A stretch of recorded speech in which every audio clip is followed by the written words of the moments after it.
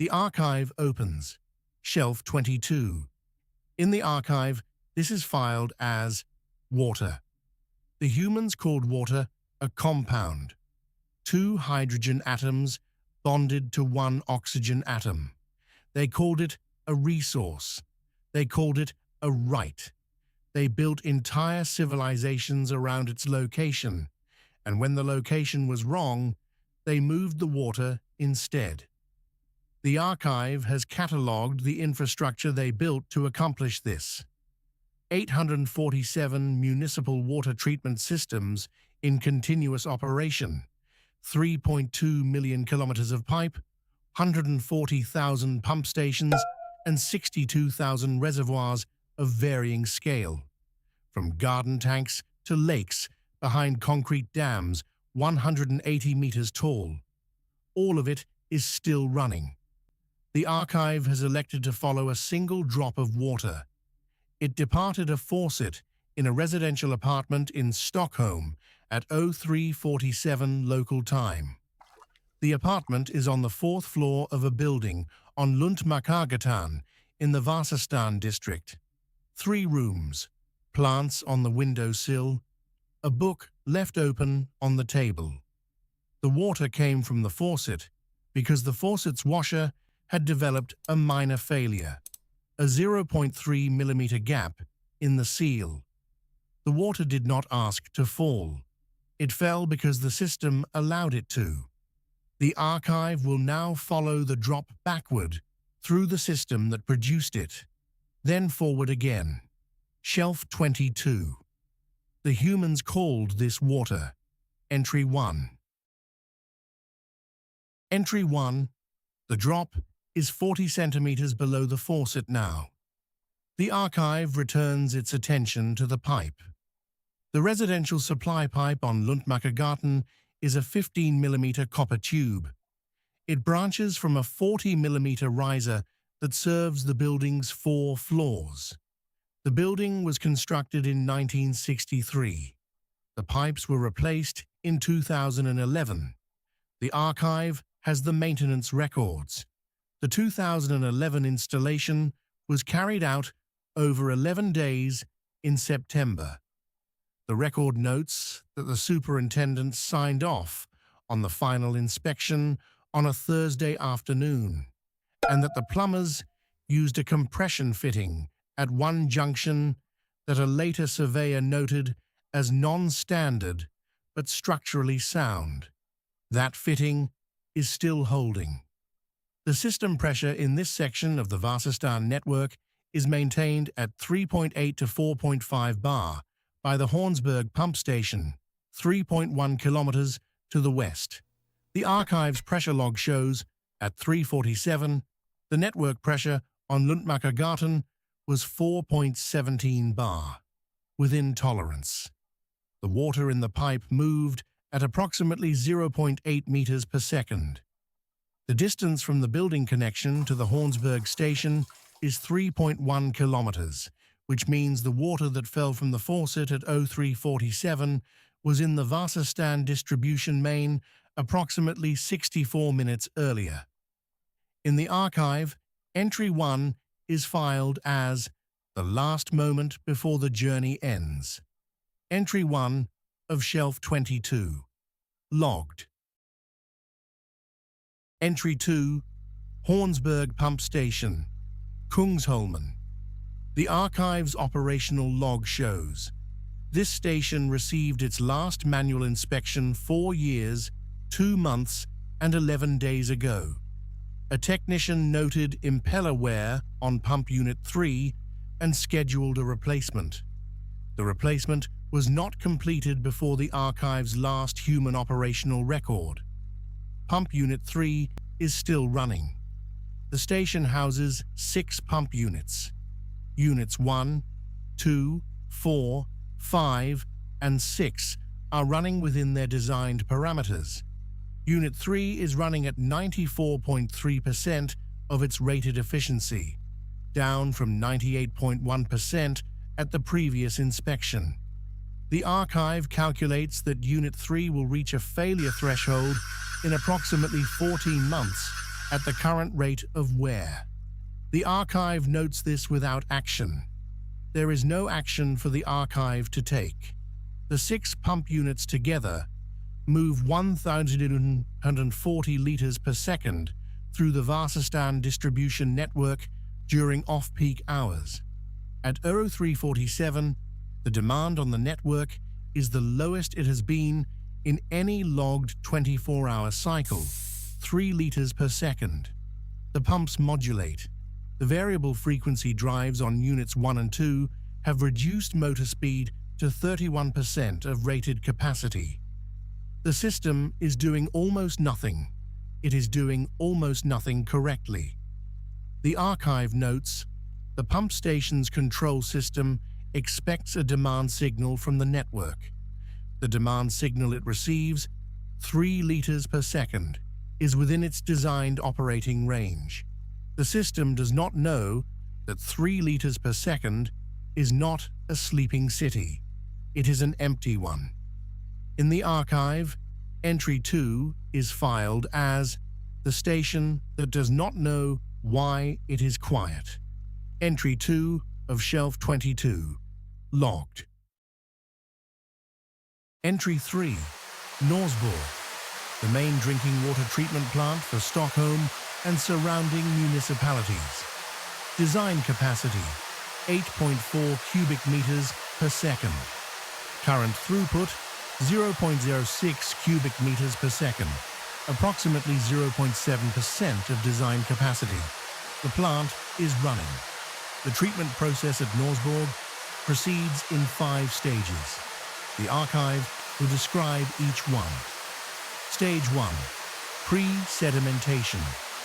Water drawn from Lake Malaren enters the pre-sedimentation basins, each 180 meters long, 24 meters wide, 4 meters deep.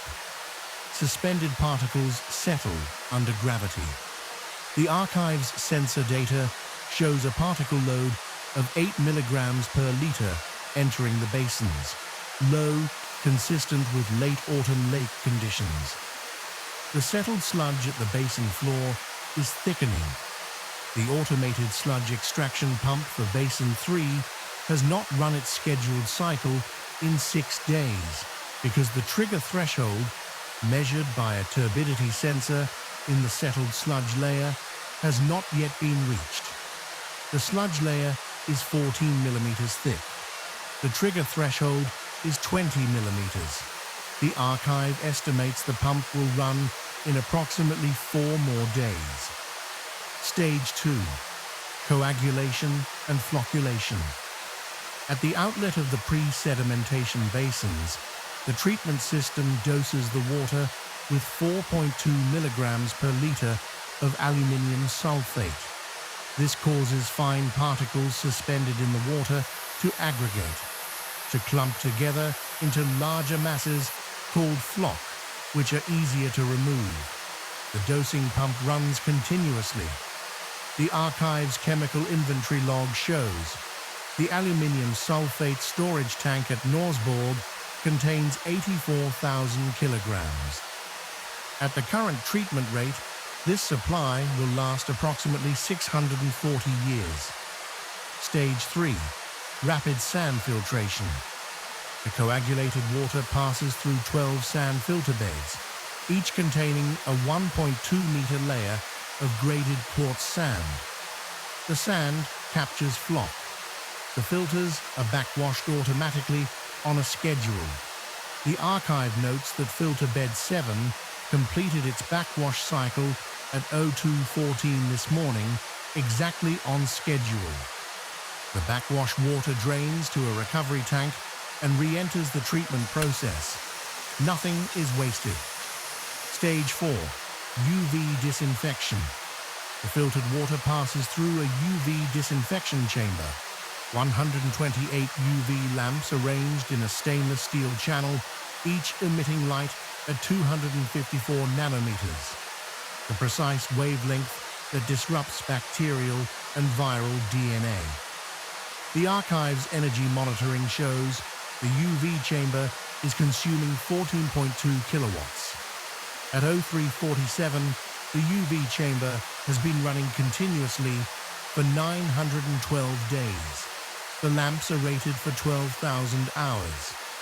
Most of them are still within rated life. The three that have drifted below the minimum irradiance threshold have been flagged in the system.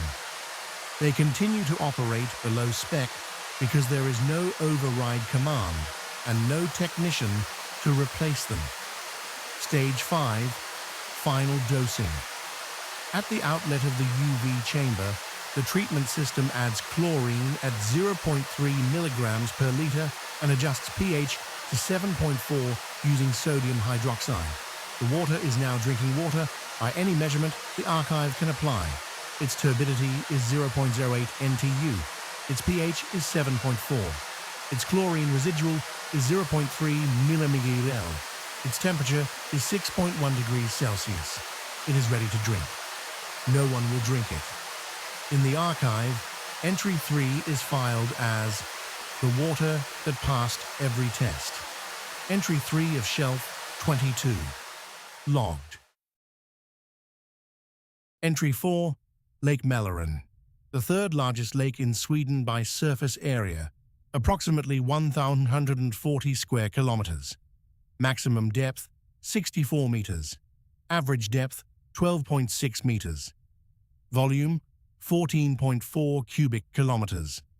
The archive's hydrological sensors show water temperature at the Norsborg intake depth of 8 meters is 6.1 degrees Celsius. Dissolved oxygen 11.4 milligrams per liter.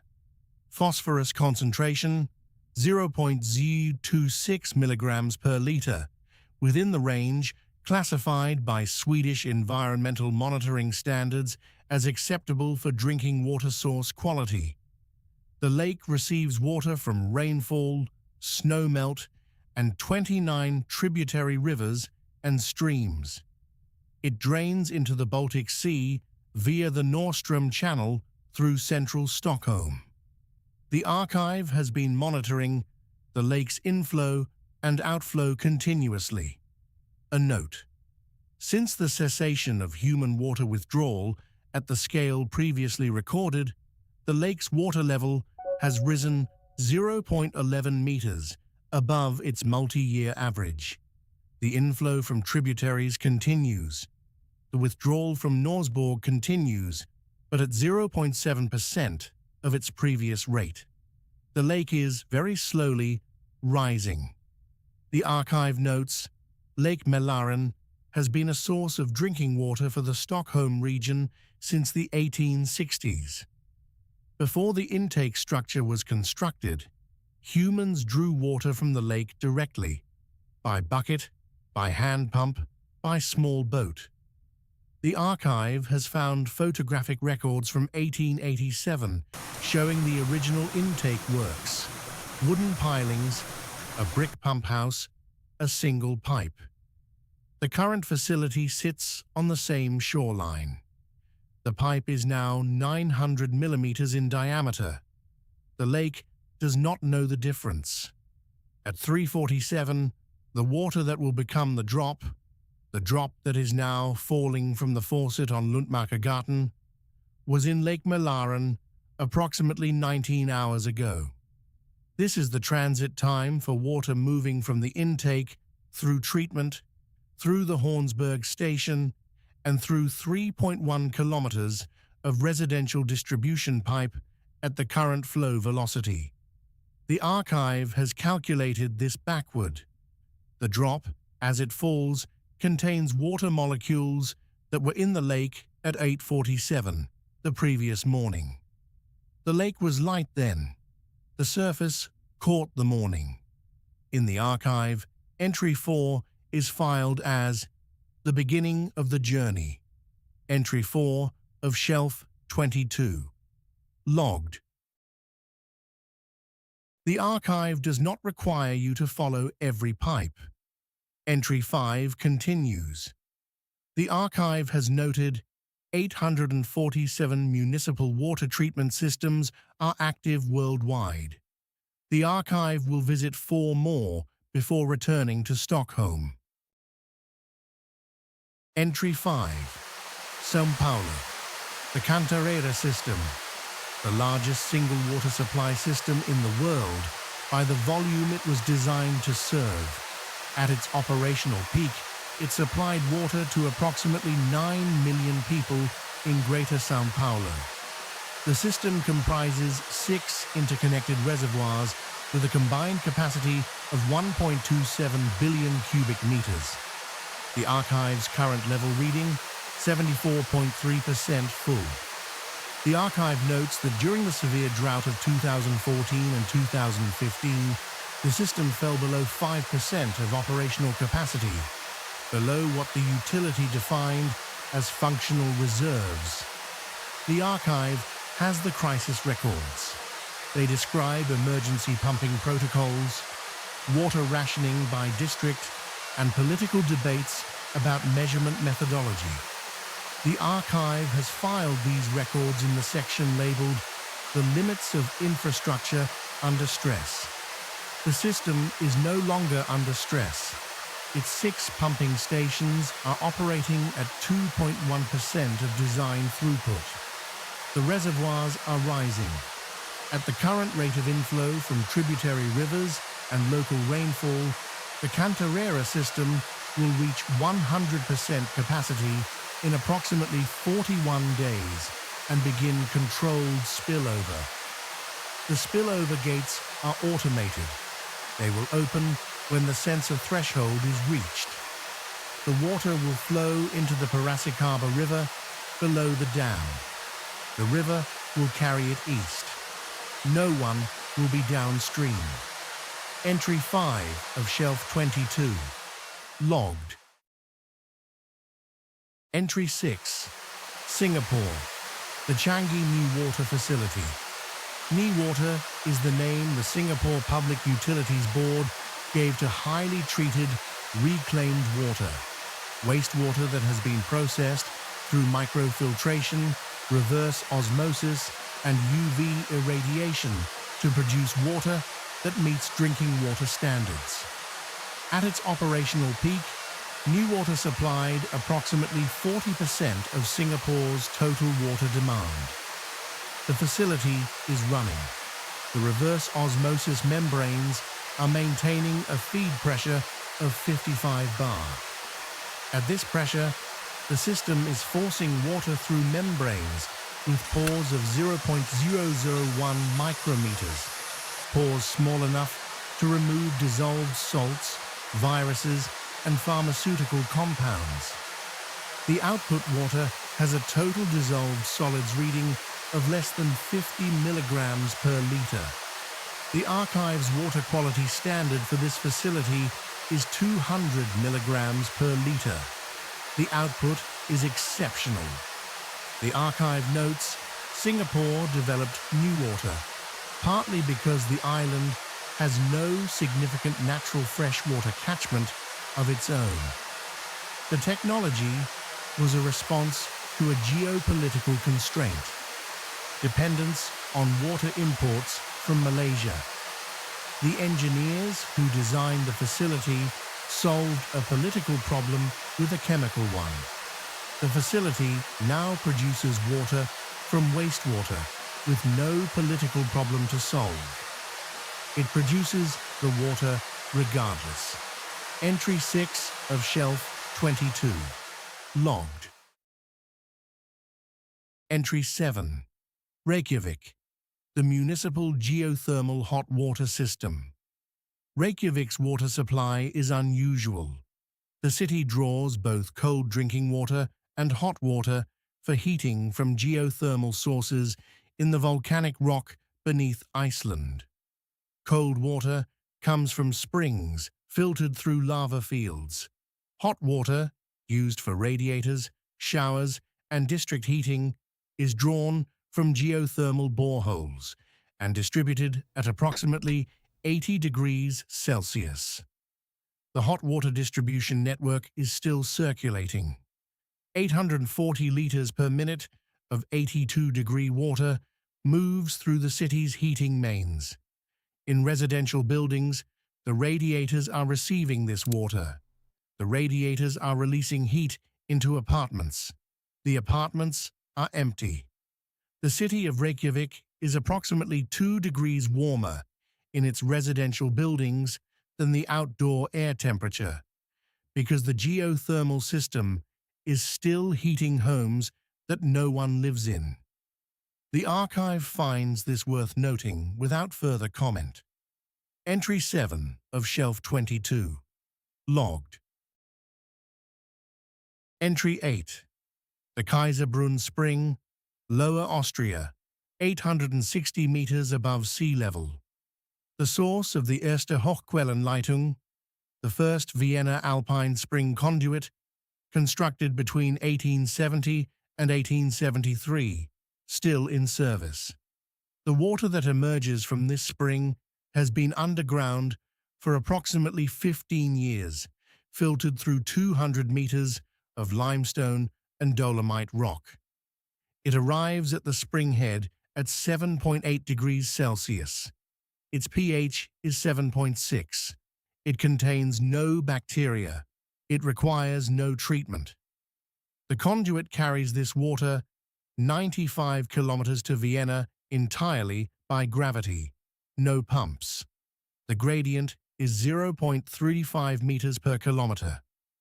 The water takes approximately 48 hours to travel from the spring to the city. The archive has logged the conduit's flow rate, 210,000 cubic meters per day at design capacity. Current flow, 8,400 cubic meters per day. Vienna's reservoirs are filling. Entry 8 of Shelf 22. Logged. Entry 9. Hoover Dam, Boulder City, Nevada, Lake Mead behind it. The archive's level gauge, 312.4 meters above sea level at the current reading. This is 28.7 meters above the historic low recorded in July 2022 when the reservoir reached 284 meters, the lowest level since its initial filling in the 1930s. The lake has been rising since the cessation of municipal withdrawals downstream and the substantial reduction in agricultural irrigation diversion. The dam's hydroelectric generators are running. 6 of the 17 turbines are active, generating 312 megawatts. This power feeds into the Western Interconnection Grid, which is still distributing electricity at reduced load to the southwestern United States. The dam is generating power for a grid that has very few consumers. The grid is receiving the power and distributing it to substations that feed neighborhoods. The neighborhoods are dark, except for the substations themselves, and the occasional uninterrupted power supply of a server room or a water pump station. The archive notes, the dam was built to serve 2 purposes: water storage and power generation. Both systems are still functioning. The purpose they were built to serve has changed. The archive has no reclassification protocol for a dam whose function is intact, but whose function's object is absent. The archive files it as operational. Entry 9 of Shelf 22. Logged. The archive does not require your wakefulness. Entry 10 continues. The archive has been observing water for some time now. It has noted one thing that it will record here before continuing. The archive has now catalogued 9 water systems across 4 continents. It has noted the following. The systems were built to move water from where it was to where it was needed. They were calibrated for a demand that no longer exists.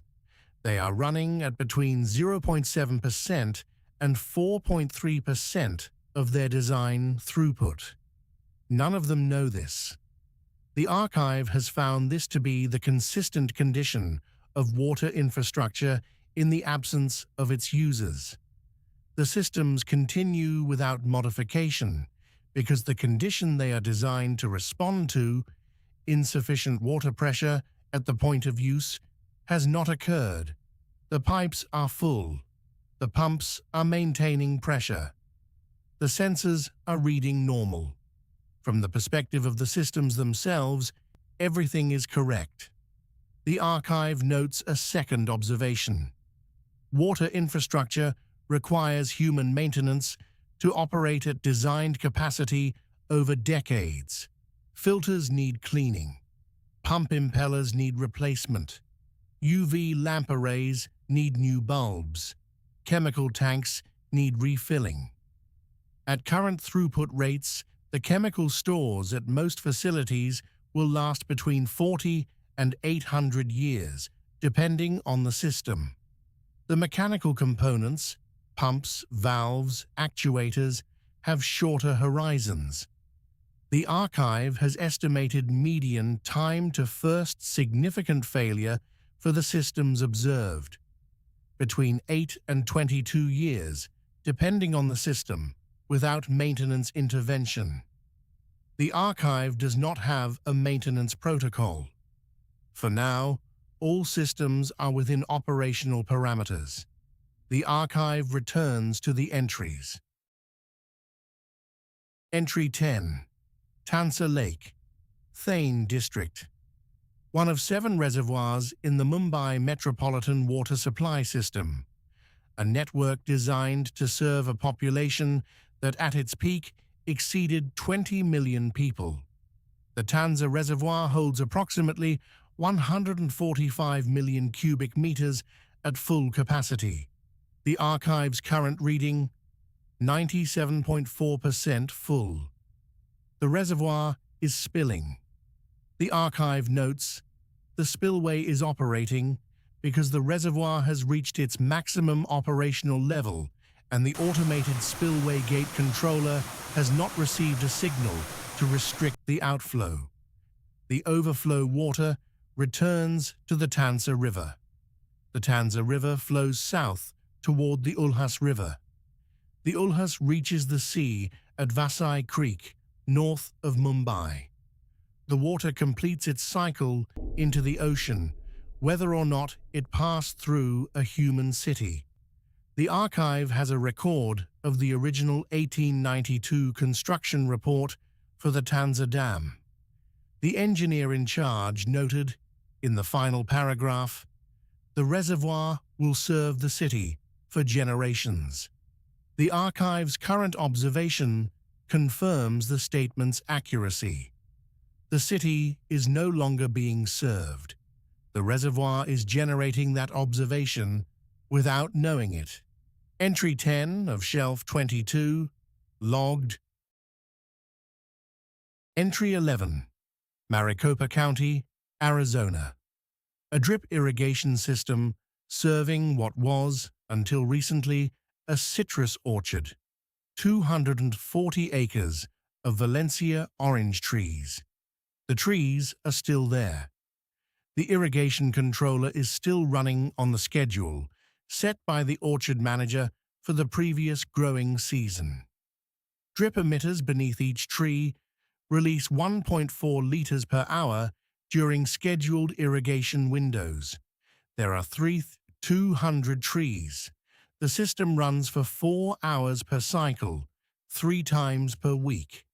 The archive notes, the orange trees are receiving exactly the water they were designed to receive. The archive's infrared sensor data confirms the trees are in good condition. Their leaf moisture content is within the normal range for this time of year. They will bloom in spring. The fruit will form, ripen, and fall. It will not be picked. It will become organic matter on the soil surface, and the irrigation system will continue watering the space where the trees stand. The archive has calculated how long the irrigation system can continue operating from the current groundwater source, a connection to the Salt River Project Canal system. The canal is still running, fed from Roosevelt Lake to the northeast. At current agricultural usage rates, near zero, the canal system's supply could sustain the region's remaining active irrigation for approximately 200 years before aquifer depletion becomes a limiting factor. The archive notes this as a calculation, not a prediction. Entry 11 of Shelf 22. Logged. Entry 12. The archive widens its observation. The global water cycle does not require infrastructure to function. It has been functioning for approximately 3.8 billion years. The archive's instruments record, at this moment, 12.9 trillion tons of water are suspended in the Earth's atmosphere as vapor, cloud droplets, and ice crystals. Approximately 496,000 cubic kilometers of water evaporate from the Earth's surface each year. Approximately the same volume falls back as precipitation. The cycle is, within measurement error, closed. Human infrastructure was, from the water cycle's perspective, a set of temporary interventions in transit. Water was intercepted at rivers and lakes, slowed behind dams, diverted through pipes, treated, distributed, used, collected, treated again, and returned to a river. The transit time through this intervention was extended from the hours a water molecule might spend moving down a river to the days or weeks it might spend in a storage tank or distribution network. But the water returned to the cycle eventually. The infrastructure added delay, not exit. The archive notes, with the reduction in human water withdrawal, the water that was being intercepted is now completing its transit more quickly. Rivers are fuller. Some rivers that were dry in summer due to upstream withdrawal are flowing year-round for the first time in the archive's records of living memory. The archive has found this worth recording. Entry 12 of Shelf 22. Logged. Entry 13. Loch Katrina, the Trossachs, Scotland. Source of drinking water for Glasgow since 1859, when the Loch Katrina Waterworks was opened, one of the earliest large municipal water supply systems in the world. Queen Victoria turned the first valve. The archive has the record of the ceremony. There was a crowd. There was music. There was a speech about the benefit to the working classes of access to clean water. The archive's current reading, the loch is at 97.1% of its maximum operational level. It is raining. The rain falling on the loch's 21.4 square kilometer surface adds approximately 2,800 cubic meters per hour to the loch's volume at this rainfall rate. The aqueduct that carries water to Glasgow is flowing at 3.7% of its design capacity. Glasgow's reservoirs at Milngavie, the terminal storage before distribution, are full and have been full for some time. The archive has a notation in the historical file for Loch Katrina. The water quality reports from the late 19th century describe the water as exceptionally pure, directly from the loch, requiring minimal treatment. Over the following century and a half, agricultural runoff and recreational use of the loch's watershed caused a gradual increase in turbidity and organic load, requiring the addition of coagulation and filtration steps to the treatment process. The archive's most recent water quality data from Loch Katrina shows turbidity 0.4 NTU. Organic content at the lowest level recorded in 40 years of digital records. The water is returning to what it was before. Entry 13 of Shelf 22. Logged. You may still be awake. that is permitted. Entry 14 continues. Entry 14. Berlin. The glacial sand aquifer beneath the Berlin-Brandenburg Plain, one of the primary groundwater sources for the city of Berlin, supplemented by bank filtration from the Spree and Havel rivers. The archive's monitoring borehole at this location reads groundwater level 4.7 meters below surface. This is 0.8 meters higher than the same borehole's reading 5 years ago. Groundwater recharge occurs when precipitation infiltrates the soil surface and percolates downward to the water table. Historically, in the Berlin area, recharge was partially offset by abstraction, water pumped from the aquifer for municipal use, and by impervious surfaces in the urban area that prevented infiltration. Without abstraction, the balance has shifted. The aquifer is rising. The archive's network of 847 monitoring boreholes in the Berlin-Brandenburg region shows the average groundwater level across the network has risen 0.6 meters over the monitoring period. In some areas, near former heavy industrial abstraction sites, the rise is steeper, up to 1.9 meters. The archive notes, in certain basements in the eastern districts of Berlin, the rising groundwater is approaching the foundation level. The water is returning to places that were kept dry by continuous pumping. The pumps have stopped. The water remembers where it was. Entry 14 of Shelf 22. Logged. Entry 15. The Changi Water Reclamation Plant, Singapore's largest wastewater treatment facility. Design capacity 800,000 cubic meters per day.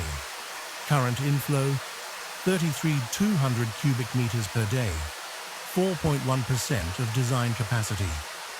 The inflow is wastewater from the city's still functioning pipe network. It arrives at the inlet chamber from the sewer system, which continues to operate because the sewer system, like the water supply system, runs on gravity and pressure rather than human instruction. What enters the water system upstream eventually exits through the sewer system downstream. The city is still in hydraulic conversation with itself. The volume has reduced. The conversation continues. The treatment process inside the plant is running at reduced load. The primary sedimentation tanks, each 50 meters long, 18 meters wide, are receiving flow into only their first few meters. The rest of the tank surface is still. The biological treatment stage, activated sludge aeration basins where bacteria consume organic compounds in the wastewater, is operating. The bacteria are still present. They are consuming the available organic load. The archive's oxygen sensor in the aeration basin reads dissolved oxygen 4.2 milligrams per liter, normal for an active biological treatment process. The bacteria do not know there are fewer of them feeding. The plant's final effluent, treated wastewater, processed to the same standard as the new water the archive described in Entry 6, is discharged into the sea at Marina Bay, 33,200 cubic meters per day, treated to drinking water standard, flowing into the sea.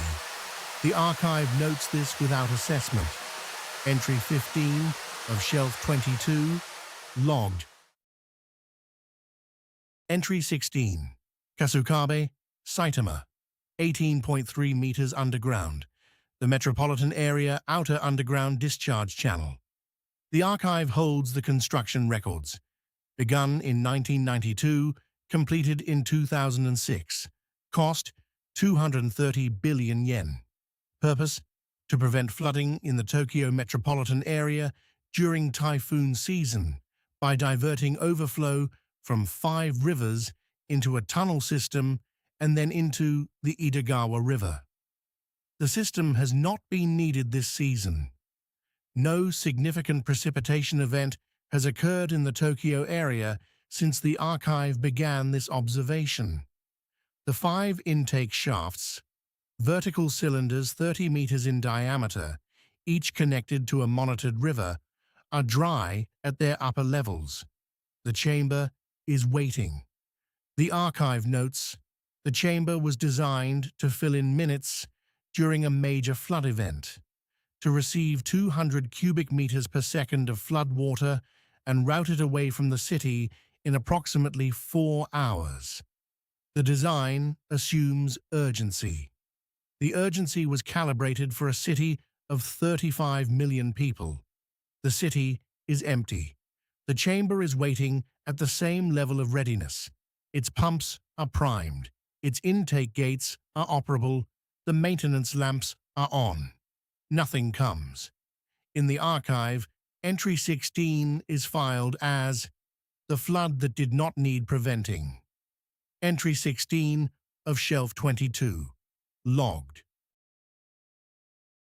The archive returns to Stockholm. Luntmakargatan, the 4th floor. The kitchen.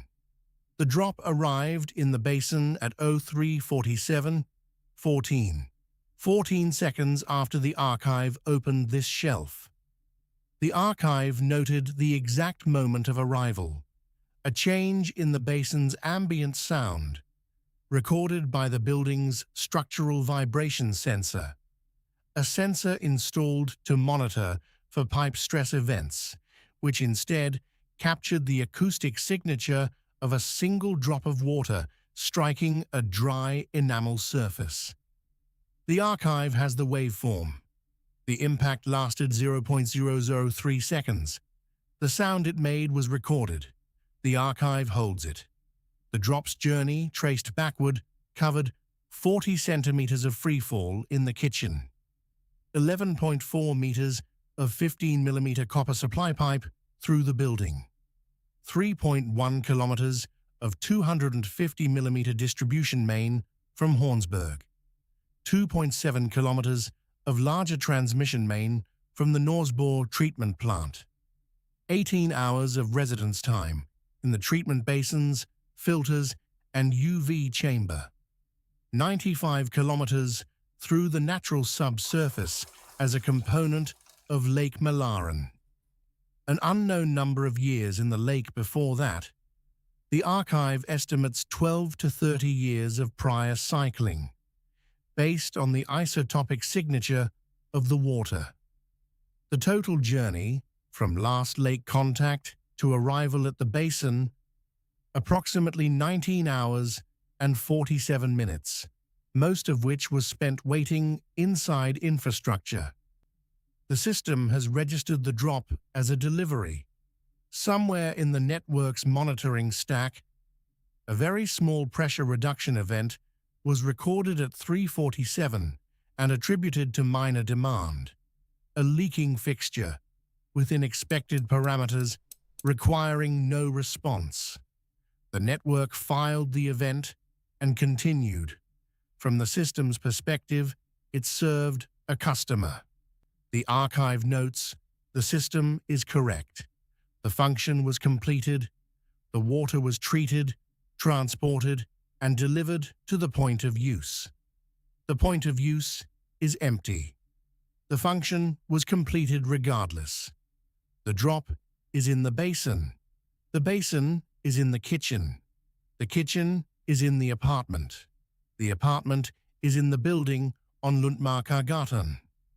The book is still open on the table in the next room. The plants on the windowsill have not been watered in some time. The archive notes, the plants are beginning to show stress.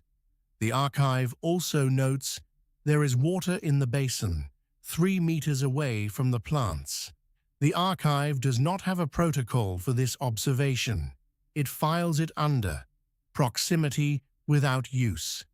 Shelf 22. 17 entries. The water still runs. The archive will remain open. You do not need to sleep. The archive will hold it.